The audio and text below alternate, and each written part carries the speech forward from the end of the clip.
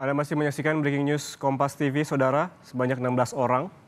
Tadi yang terbaru diinformasikan ada 17 orang meninggal dunia akibat bencana tanah longsor di Kecamatan Petung Kriono, Kabupaten Pekalongan, Jawa Tengah. Kepala Pelaksana BPBD Jawa Tengah mengatakan untuk mengevakuasi korban di tengah sulitnya akses menuju lokasi saat ini diperlukan alat berat. Tentunya setelah relawan itu hadir di sana beserta rekan-rekan Basarnas itu melakukan proses pencarian. Tentunya dimulai dari titik-titik yang sudah terlihat serta informasi dari warga bahwa di sini ada rumah terkena longsor. Nah itu mulai dicari di area-area di sana melalui sistem daripada SAR ya di sana ya. Ada skru-skru berapa gitu. Nah kemudian tentunya untuk kedepannya untuk yang memang masih tertimbun tanah lebih tebal, itu kita berharap memang dukungan dari alat berat. Hanya saja proses menuju ke sana kan tidak mudah. Apalagi di posisi di bawah itu kan juga ada tidak hanya longsor saja ya, tapi kan ada banjirnya juga. Gitu. Jadi ini kan proses satu demi satu untuk penyelesaiannya. Gitu. Artinya saat ini masih menunggu agar upaya evakuasi dan juga pencarian berjalan maksimal, yaitu dengan mengirimkan alat berat. Namun sementara karena terkendala akses, upaya apa yang bisa dilakukan oleh petugas di sana, Pak Bergas? Ya tetap melakukan pencarian, Mas. Tetap harus melakukan pencarian karena ini kan waktunya tidak panjang ya, istilahnya tidak panjang karena cuaca juga tidak, kita kan kejar-kejaran dengan cuaca. Tidak bisa saling menunggu, kalau bisa nanti kan dapat informasi apa dikembangkan di lapangan begitu. Apakah titik pencarian difokuskan di satu titik atau diperluas, Pak Bergas? Ya, sebagaimana data yang itu kira-kira posisi ada di mana, biasanya ada areanya di situ. Ada area yang nanti dicari begitu. Oke. Artinya menunggu laporan, ketika ada laporan datang, petugas langsung mencari ke titik yang dilaporkan oleh warga tersebut. Yang paling mungkin. Tentunya yang tidak mungkin menggunakan alat berat ya tidak ya, masih proses menunggu ya.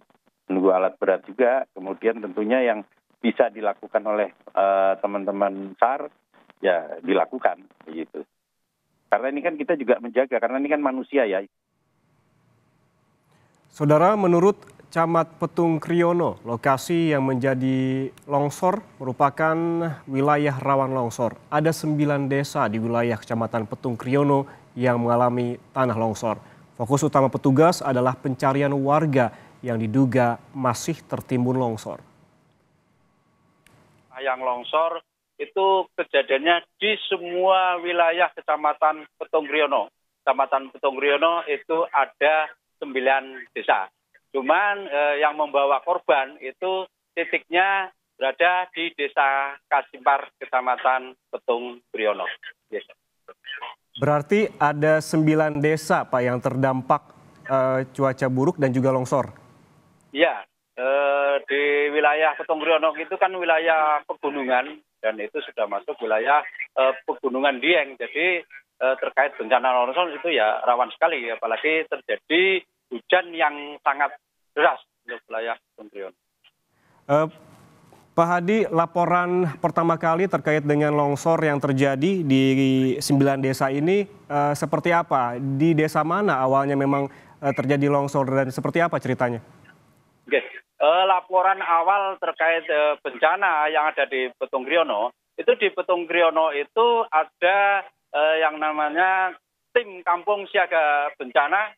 Jadi segala sesuatu yang terkait kebencanaan itu dilaporkan secara langsung baik ke pihak kecamatan, polsek maupun Danramil. Jadi kami tahu persis dengan cepat kapan terjadinya bencana itu. Dan bencana itu mulai dilaporkan ya menjelang maghrib itu.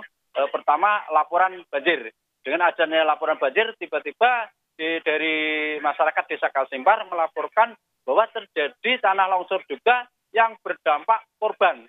Awal laporan itu sore diperkirakan cuma 4 korban. Tapi setelah kami ke sini, nggak tahunya bukan cuma 4 korban itu. Warga yang terjebak tanah longsor, itu ada yang menginap di rumah perangkat desa, Sekdes Desa Kasimpar. Dan dilalah lagi pas nggak tahunya rumah kepala desa itu juga terkena dampak longsor dan hilang, sehingga keluarga Sekdes Desa Kasimpar bersama orang yang ngiyup di situ atau yang kena dalam artian ya berteduh di situ itu berdampak juga. Nah juga orang yang di situ pas ada acara di kafe, dan orang-orang yang di kafe itu juga di Petung Kriono kan di samping pegunungan jadi tempat wisata itu juga kena dampak bencana.